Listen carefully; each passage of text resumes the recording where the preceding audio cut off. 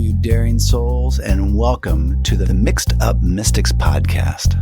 This is a show that offers a remix of Christianity straight from the bedazzled buckle of the American Bible Belt. If you're listening to this, it's probably because a friend turned you on to it. This is kind of the speakeasy podcast. It's not for everyone. In this episode, we're talking about, is God mad at me? We're glad you're here. Sit back and join the conversation.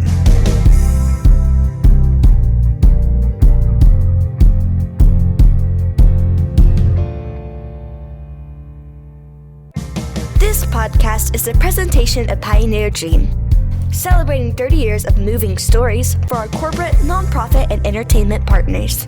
We invite you, fellow misfits, to join the conversation with text, emails, or just messages in the comment section below. As always, you can share this podcast with anyone you think would get it by sending the link now. Thanks for listening. Well, my friends, you are back to the Great Experiment. This podcast is essentially about spirituality from two people who are completely unauthorized and unprepared to talk about it. Yes. And here we are. It's a good way to put it. Yeah. We kind of have become allergic to all of that. Yet we still believe some things. Yeah, we do. We just have probably a lot fewer hills that we want to die on than we used to. So when we talked last in episode 001, it was kind of the origin story and kind of the flashback of how we got to this place and why we're doing this podcast. So if you don't know that, you might go back. It's good. Just start at the very beginning. Yes. And so today, I wanted to talk about a topic. There was a deal, for those who don't know, my wife Anjanette is a singer-songwriter, and you had a gig a couple of weeks ago. And okay. I couldn't tell you the context because generally on those gigs, I'm trying to be a roadie as well as a fan, and so we're running back and forth. But in the midst of all that, so hard to work while adoring me. So hard to be me is what it is. So in the midst of all that, you were talking to the crowd as you're wont to do, and kind of giving context for a song before you went into it. And then at some point in that gig, and in that conversation, you said, so I woke up this morning, and then I just kind of felt like God was mad at me, and I kind of worked through that, and then this, and then whatever. Oh, I said that? Yeah, and it led into the song. How funny. And then I was thinking of all the things that seem common to man, this idea that somehow God is mad at me, God is unhappy with me, is such a common feeling and experience, and I'm used to it because, like I said, I grew up Catholic, so we specialized in God guilt. really was mad at you. Yeah, he was upset, and we don't know why, but he was upset. And so I thought, let's take a second and talk about that. Is God mad at me? And I'm immediately hearing the Edie Brickell song. Which one? Are you mad at me? Are you in a bad mood? Yeah, it feels like this thing where God is perpetually upset with us and maybe in a bad mood or grumpy, or as the writer Brennan Mann would say, he's just the unhappy scorekeeper. The coach that's trying to keep track of everything, all the bads, and typically the bads outweigh the goods for us on the score sheet. In our own mind. Yeah. And so I know that I grew up more or less feeling like at some level God was mad at me, which is ironic in the sense that the message, either from the Gospels or the message from people who are proselytizing on behalf of the church, would be that God is love and God loves you. Yeah. I didn't really feel like that coming up.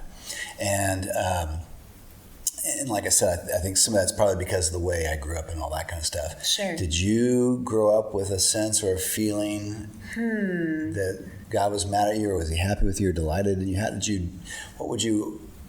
would you characterize that emotion for yourself? Okay, so that's interesting. I like, by the way, that I don't usually know what we're going to talk about, right. And you spring it on me because in a good way, that way we're just shooting from the hip, as they say. But instead of struggling with the idea that God is mad at me, For me, it's that God is disappointed in me.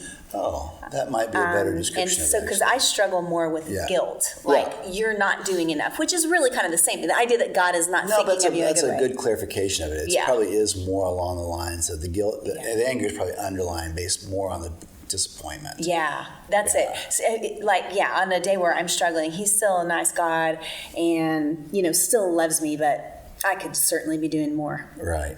Mm-hmm. Yeah, that's the underlying feeling, I think, which is that I just wish you would get it together. I'm not mad. I'm just disappointed. Yeah, that's it. I think it is. I wish you could just get it together. I wish you would just stop doing that. I wish I could get it together. Yeah, we're in agreement. I agree with God. I wish I could get my shit together too.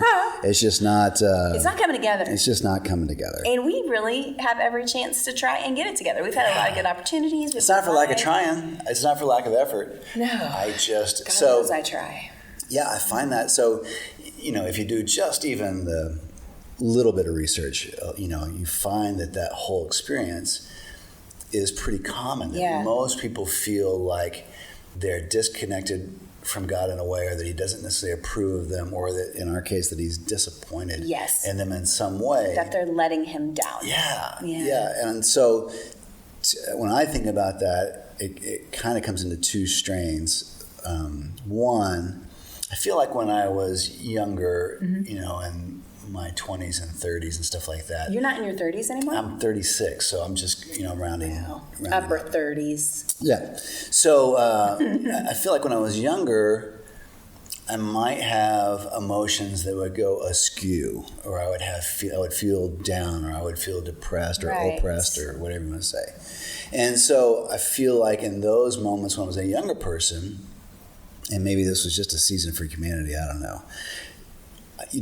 I could do some things and pep myself up, and I could pull yourself up by your bootstraps. A little bit. Well, more like like you could put on some happy music, and you could put on this, that, or the other, and it was, or you could really pray, or really buckle down, or as we would say back in the 80s and 90s, you'd engage in spiritual warfare. Whatever, that's a whole other podcast. Oh, good gracious! That would have to be a series. But no, you could do that stuff, and then after a while, after a bit, you would probably feel better. Yeah. And I feel like in that experience, which was, I think, valid and true in its own sense. The depth of that feeling better, the depth of that feeling good was, like at this level, was like at the skin deep level. Okay. I feel like now, it's more difficult, I guess, maybe in the world that we live in, or the age that I am, or maybe just because I'm broken. Those things. That's not the question. Well, I'm glad you brought us here today, because I was going to let you know.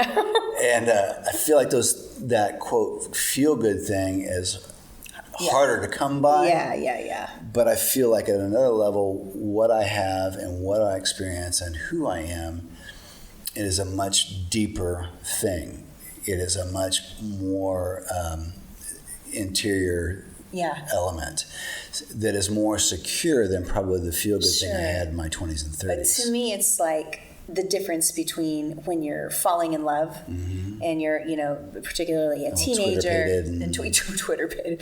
There's all these emotions, and those are really easy to access. Was the skunk or the rabbit that was in Bambi? It was all Twitter-pated. And then we'd always have the thumpy feet. The rabbit and Numper. And then you'd get all excited, Twitter-pated. I thought when you said skunk, I went to Pepe Le Pew. Yeah, right. That's a whole other thing. We're like dating ourselves by the Looney Tunes reference. Embarrassing. They were old before we watched them. Yeah, for sure. But it's the difference between falling in love and all the emotions that are so easily accessible, and all the drama and the passion that can go with that, versus being married. Not that it isn't a joyride all the time, because it is. Well, let's not make people jealous now. But So I feel like, having been with you for all the years we have been together, that the love that I have, that word takes on a bigger definition. Right. And it involves commitment and family and life goals and all of those things. So it is much deeper. It's not always as much fun.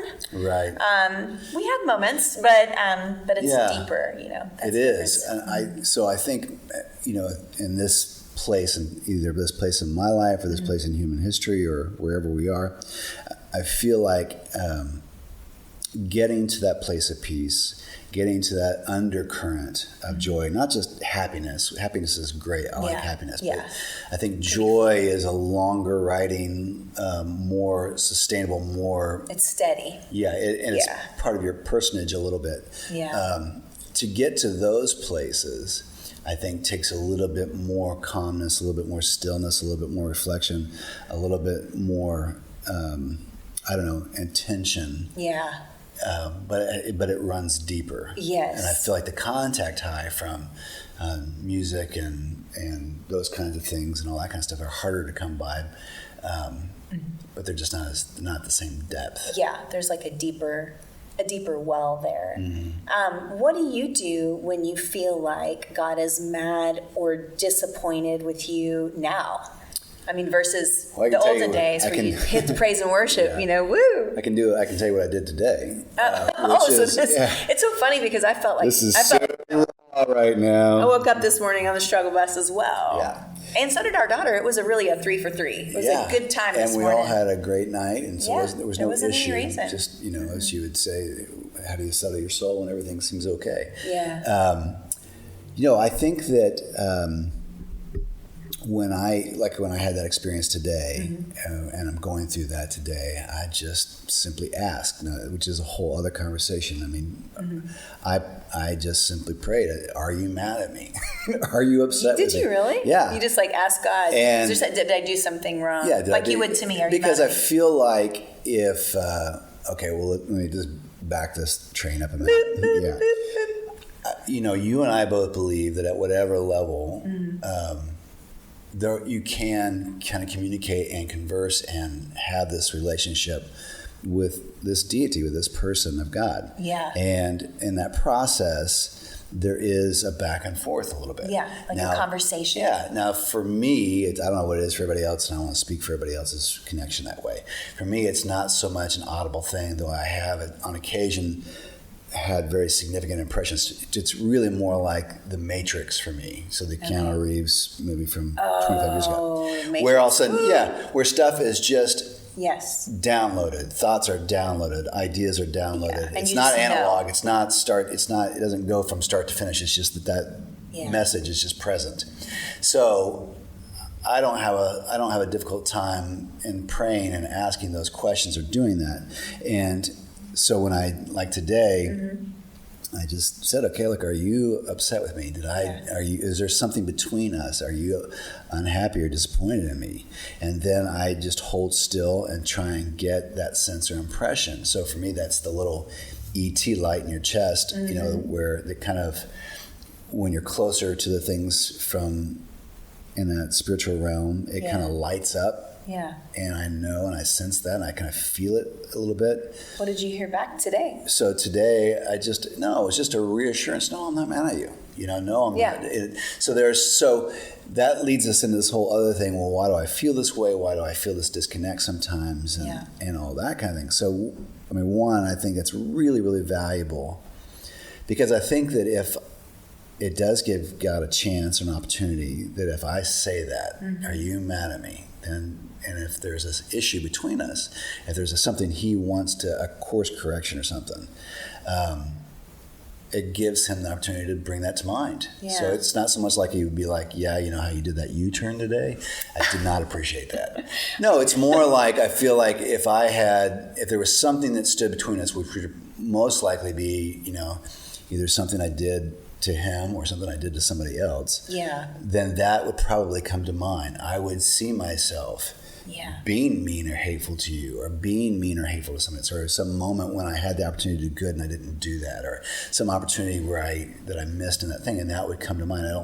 I don't see that as harsh. I see that as the love. Yeah. So, there are those moments where that he would draw that to my attention so that I can make that correction, so I can see that for myself. So you've asked that question before, and then you've gotten a sense that not so much that God's mad at you, but that there's something that you need to clear up between you. Well, there's certainly, we certainly have guilt, and I think guilt comes with a reason, and sometimes that reason that reason is because, I really did do something, and this is a motivation, or like we would say, a dashboard warning light that says, hey, that was not okay. Yeah. What you said there, what you did there, what you didn't do there, that was not okay. And I'm just letting you know this guilt is the warning light telling you, Yeah. Then there's the other sense of that we kind of get duped into of feeling guilty, which oddly enough, I think kind of works to get us to kind of focus on ourselves or distract us from loving other people or paying attention to other people. Well, we feel so, I agree. I think that's the irony of the whole thing, is that when we feel and that persists and we allow ourselves to feel like God is mad or disappointed or that we're not doing enough, I feel like, at least for me, I shut off from, I think, well, I pretty much suck. Right. So, what does it matter? I'm not going to reach out to anybody today or do anything in love or go above go the extra mile, because all the focus becomes and when you internal. think about it, you feel badly about yourself. You're allowing that to stay, but the truth is it just prevents you from doing any good. Right. So the funny outcome of that whole thing is you feel bad. Yeah. So you focus on yourself, and now we're literally too distracted with ourselves to do the good we could be doing. Exactly. For other people. Yeah. It's pretty good little trick. So I feel like that's why it's worth asking that question. One, I have to differentiate between what is reality, this actual guilt for doing something that that was wrong or bad or whatever, and then this just perceived funk that can hang on us sometimes and distract us and do that. So when I asked that today, I was like, okay, I just need to know, is there something I did to disappoint you? Is there something I did, that would make you sad? Is there something I did to, all that kind of stuff? And immediately I get this reassurance in my little ET heart light that just, says, no, of course not. That's not. And so the other part of that I think is really interesting is that we've all been in friendships. We've all been in relationships before with someone who is really insecure. And no matter how much you tell them that you like them or that you're proud of them, it's just this constant clinging. Are you mad at me? Yeah, are you mad at me? Are you still mad at me? Did I do anything to you? And it just, for the other person, it just sucks the life out of you. It's annoying. And I feel like sometimes we get into that thing, in a spiritual sense as well, which is, we're constantly aware, constantly self-aware to the point where it's a distraction and we're just wearing this person out by constantly looking for proof. Do you really, really love me? Do you really, really love me? Are you really? Yeah. And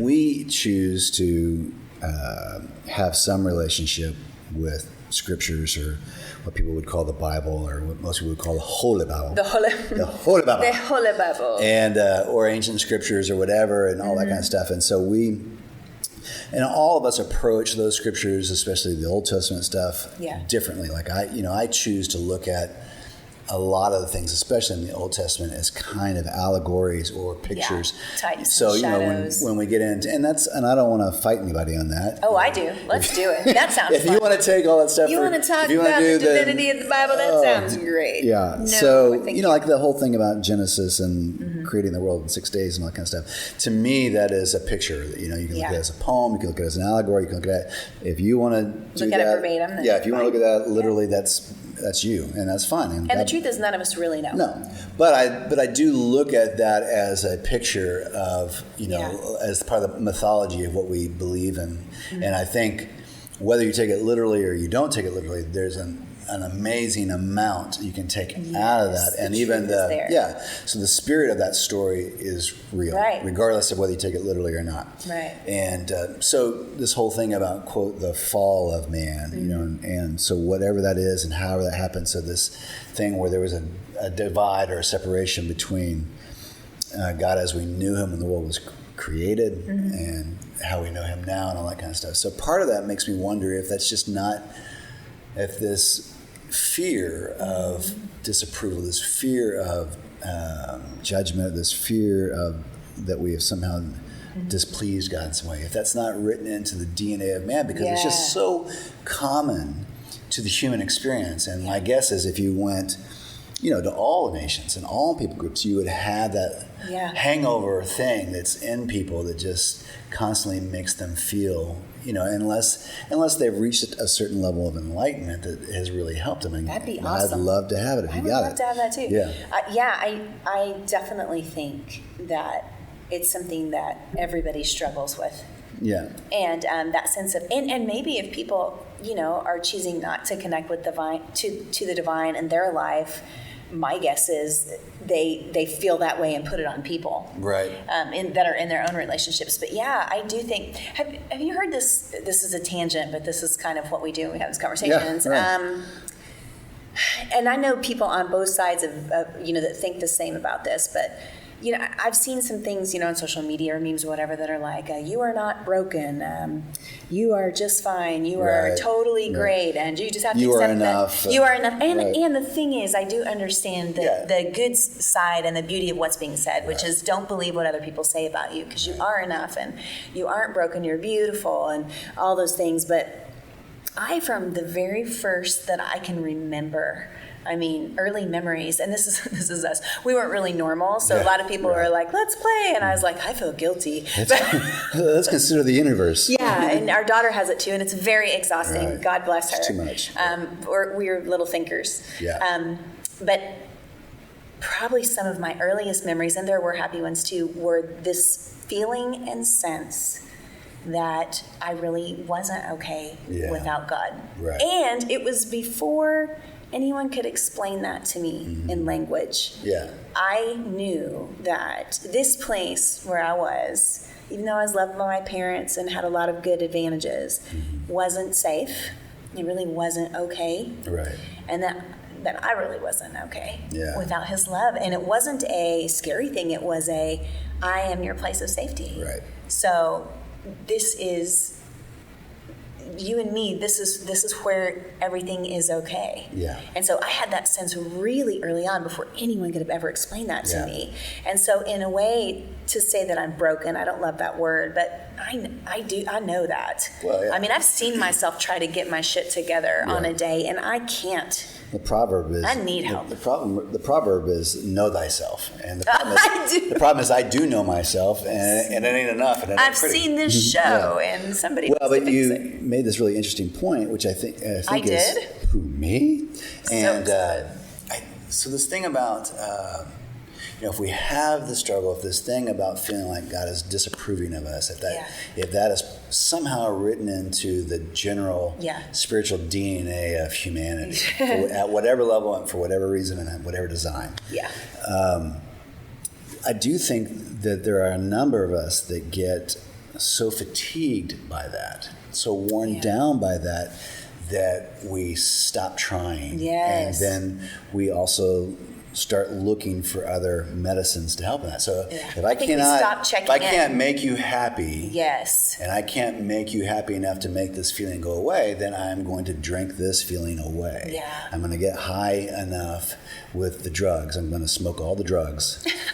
I'm going to watch 900 Netflix shows in a row. Whatever it is, I'm just going to distract myself enough to try and get past this whole thing. I agree. And so we do find whether it's relationships, whether it's running, whether it's exercise, whether it's drugs, whether it's alcohol, there's a thing in there, or whether it's even just this thing of trying to come up with some humanity and expression, like you're okay and you're enough.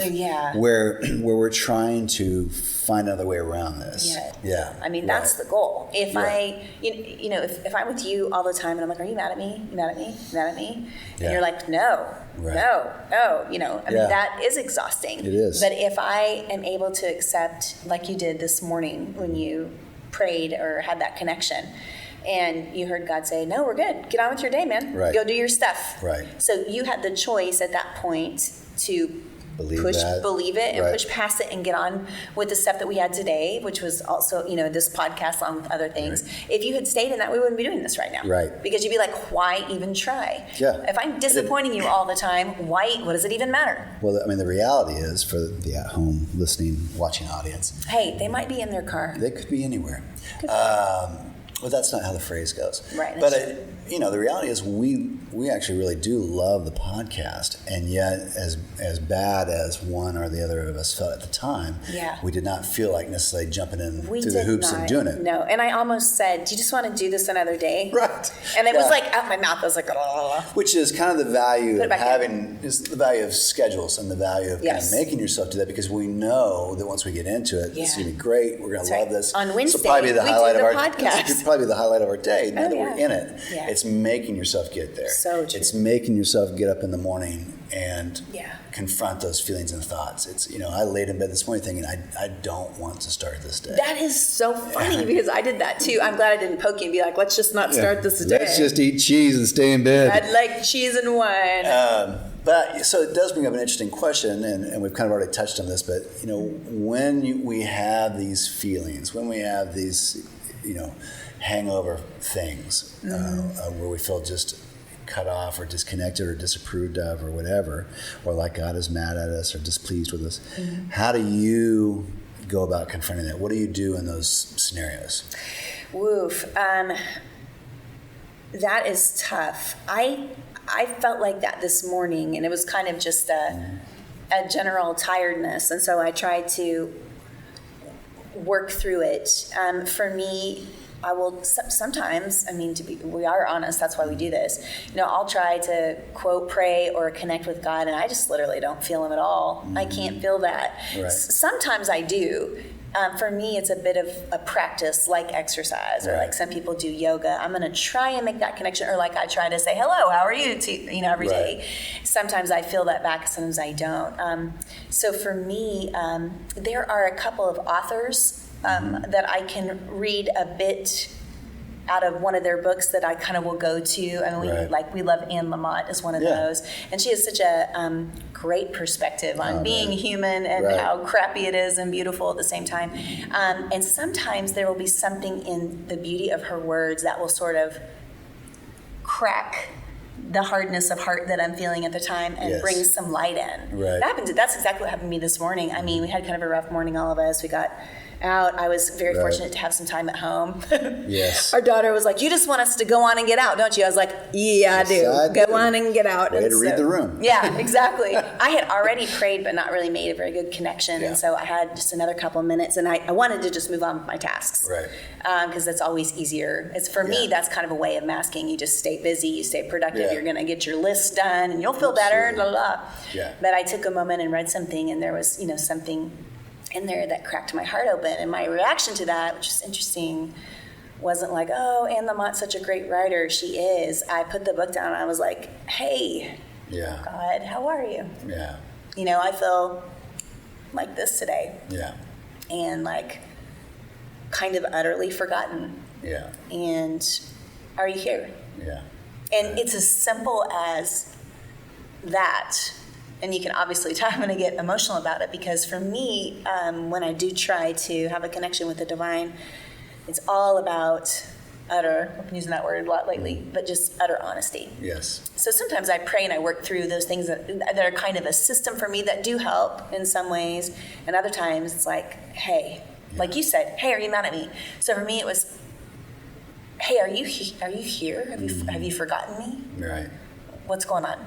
And then it was like, so there's two things that I think that really strike me about what you're saying, and I think are really important. I think one, a lot of us have a difficult relationship with the scriptures and the Bible, and probably because there's so much context in a lot of those scriptures based on the historic moment at which they happened, or the culture in which they were written, and on and on. And also the way it's been used against people, overly emphasized. It makes it very, very difficult. And in the Christian culture. If you and I, or if I did not have, my own personal relationship with those scriptures apart from the abuse from the culture, I would not want anything to do with them either. Right. But I do find them to be incredibly useful, and as your dad has said on several occasions, I think the value of Scripture, even apart from the fact that they've been around for thousands and thousands of years, meaning that millions of people have used these and relied on these and found them to be useful and found them to be true and found them to be helpful, not just one feel-good, bubbly person who wrote them down. so it has that community experience of people who have said, I tried this and I found this to be true, and I'm just letting you know that on and on. From the time that I was born to the time that I've ended, I've done this, and it has helped. It's worked. So that part of it is really important.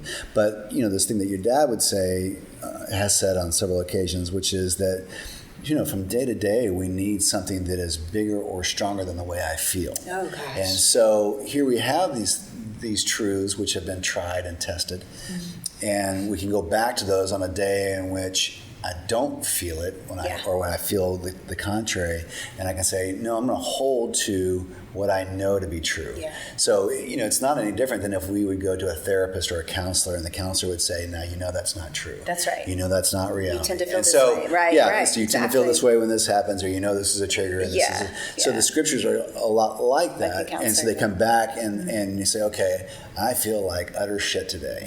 I feel like the heel today. I feel like I just need to crawl on a rock and die. Maybe we should get t-shirts. I feel like utter shit today. Yes. I like it. And so the scriptures are like that counsel. You know that this is a trigger. You know that this is not There's reality. actually a scripture like that, which is really cool. It says that your scriptures have counseled me. Yes. I love Psalms. I'm going to hold on to that. And so I will. So in that moment, while I feel one way in my mind and in my intellect, I'm going to have to come back in and rearrange and say, no, I know this to be truth. Yes. And even though my feelings are not lining up with that truth at this moment, I'm going to hold to that and go from that space. It's the same thing, it's the thing that guides us when you want to make a really stupid purchase, an impulse purchase. Are you talking about me? that would feel really good, but on the other side of that feeling, that's going to wreck our lives. Yeah. So in that moment, you need a truth that's bigger than the way you feel in that moment. You don't need a boat. Right. I did go on Temu last night. Oh, don't that get thing. started. I mean, I only spent like $22, but anyway. Okay, sorry, go ahead. That's a trap. But I did get a couple cool blouses. Yeah. And some free garden lights. So then, what was the other part of that you said? So I think that's part of it, and I think this thing about conversing, and I know this is weird for a lot of people. The whole prayer thing is odd and difficult for a lot of us. Yeah. What happens if I pray and I don't hear anything back? What happens if I'm just talking to the air? All that kind of stuff. So I get how difficult that is for a lot of us. But I do think that there's something at whatever level, metaphysical or physical or emotional or whatever, to this idea of speaking things out loud. Yeah. And so what we know to be true. Yeah, there's some things I can do. If I choose to pray in my mind, it's not that doesn't helpful or not good. It's just that I end up staying in my mind. Yes. But there's something about saying some of these things out loud, and even when I began to kind of own this relationship, I grew up in the Catholic Church, and it was a beautiful experience in a lot of ways. Then there was a moment where I kind of took ownership of my own spirituality in that way, and a lot of that began with me talking out loud or praying out loud and saying, okay, this is what I'm looking for. This is what I'm hoping for. This is what I'm searching for. Yeah. Can you find me here? Yeah. And there is something about speaking that out loud, and even like today, okay, are you mad at me about something? And did I do something? Is there something that we need to talk about here? Yeah. And then I can put that away. Okay, I feel your reassurance and thank you, and I'm just going to move on. And even this morning, when I was meditating and having coffee and looking outside, I'm thinking, man, it is really great to be here. Yeah. It's great to be in my backyard. It's great to be in the quiet. It's great to have these few minutes before everybody else is awake. Hey. And thank you. Excuse me. No. And I didn't know you were here. Sorry about that. This is awkward. But there was something about speaking that goodness, that gratitude out loud. There's something about pouring out your complaint. This fucking hurts, and I really need you to come through right now. Did you say the F word? I did. It's and a now good word. I might have to bleep it because I don't know if we want to change the ratings. No, but it's the whole thing is it gives you a nope. I mean, like we talked about that. Say, right. Yes, you can. And it's so funny you say that about the nope. The nope, it gives you a nope you can hang your hat on. Yeah, so with the nope thing, I mean, there are different places and seasons that I've really struggled with thoughts and this thing in my mind, and I will just say out loud, nope, that's not true. Not going to give that space. Yeah. Nope, you can't come in. Nope, I don't want that in my brain. Nope. And as ridiculous as that really is, it helps. It's really effective. It does. I mean, this morning, that's what I was thinking about. Like we talk about scriptures, or so I grew up in such a way where we actually, back in the day, we would memorize certain scriptures, and it seems kind of dorky now, or whatever. But I'm actually kind of glad that some of them are there in my heart and in my consciousness. I mean, like one of the most basic ones of all, which you'll find on a tea towel at every gift store just down the street. So it's kind of simple, but this was the note I said out loud today. I mean, everybody knows Jeremiah 29:11. Yeah. And sometimes... Does everybody know Jeremiah? Go ahead. I mean, I don't know if they do or not. Okay. For me, it really helped this morning. I felt like I disappointed God, and pretty much that He told me you had. So he mentioned it as we were talking. Well, I always say, I was like, I think God lost my address. Yeah, right. That's kind of right. Yeah. But so I said out loud, I said, hey, God, are you here? I felt Him. And the answer back for me was, for I know the plans I have for you. Plans to prosper you and not to harm you. Right. Plans for a hope and a future. And then the rest of the day, if I remember that, I can say, nope. Well, those are the things that have sustained us. We're just like everybody else. There are a lot of moments and times that you think, am I just making all this shit up? Am I just inventing this? Is any of this real? Oh my gosh, that kind of stuff. And then I think, okay, if I'm going to stop believing, if I'm going to turn my back on this, then I have to turn my back on all this lifetime of experiences that I've had. Not to mention how good my life is, not to mention how much meditating on Him and in Him has opened my world to insights and understanding, things I would never have considered on my own. Yeah. And loving other people that I never would have probably loved on my own or considered loving on my own, and all that, level of stuff. So I would have to turn my back on this lifetime of beauty, which I was not capable of bringing on myself or into myself. And I would have to say that didn't happen. That doesn't exist. Exactly. That was just manufactured or made up. And we know that it did. And so that whole thing gives me the grace in these very difficult days or challenging days to say, okay, I'm going to get through this. And that's the other part of it, I think. Once you have made it through days like today, and you go on to better things or happier days and good days, then you can say, okay, well, this is shitty today, but it is going to get better. Yes. I'm not going to live here. I'm not staying here. This is not the new normal. This is where I am today, and everybody has days like this, and everybody struggles like this. So now I'm going to do my best to remind myself of truth and hold on to truth. Yeah. And then I'm going to get through that. And then tomorrow will hopefully be a better day than it is today. Yeah. And I mean, I like that. I think I said this just the other day. This makes it sound like I'm always quoting scripture. I appreciate it. I am not. Yeah. No, I should know more things about everything by now, but I don't. I love the Psalms. I talked about that. And a lot of times they're like, if you look back in the ancient scriptures, King David was, like God's chosen one, except for he was in the caves fighting for his life and the whole thing. He was doing a lot of stuff. Yeah, but I love the Psalms because they'll start out a lot of times like, why have you left me? Are you even here? Right. Are you mad at me? You're disappointed with me, aren't you? I'm in a cave and someone's trying to kill me. I knew you were disappointed. Yeah, and then they always, though, take a turn, but yet, whom have I in heaven but you? Right. But yet, I know you're with me. And whatever life am I going to live? Yeah. One of my favorites is, I will say to my soul, the Lord has been good to you. So I'll be in the bathroom talking to myself. You shut up. Yeah. I will say to my soul, the Lord has been good to you, because that's like all the things you were just talking about. Like you look back at your life and you see the divine hand in so much of it. Yeah. But in that moment when you feel like you're left behind or forgotten, you have to say to your soul, no, this is good. Right. It's okay. This is good. I just can't believe you guys have stayed with us to the end of this conversation, whatever this is. This is crazy. There was a lot of cussing. There's a lot of cussing. I'm sorry about that. I liked it. Lord, I'm sorry about the cussing. Hey, it got the point across. Yeah. I don't know what good we did in that, except for the conversation is, it's like this. At least you know you're not the only one. As we say, you may be on the struggle bus, but at least all the seats are full. So you got that going for you. And it's nice to be honest. It's nice to be honest with the things that we struggle with and go through, and maybe you want to try some of this too, see if it helps. We'd love to hear from you, so you can message us or comment on the videos and audios and all the stuff you see. And if you want to share this and like this and subscribe, we'd really appreciate that. We also know that this is a lot, and so maybe you don't want everybody knowing that you're listening to it, and that's okay too. If you want to keep it your secret, that's fine. But you're not the only one that thinks about this kind of stuff. And you really don't have to listen to this if you don't want to, so you got that going for us. Good point.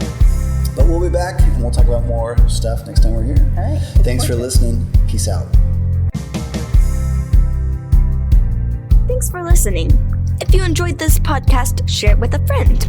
And check out Pioneer Dream's other podcast, Dreamers Live, a conversation about living intentionally, and Got a Minute, a podcast that pairs short humor columns with original music.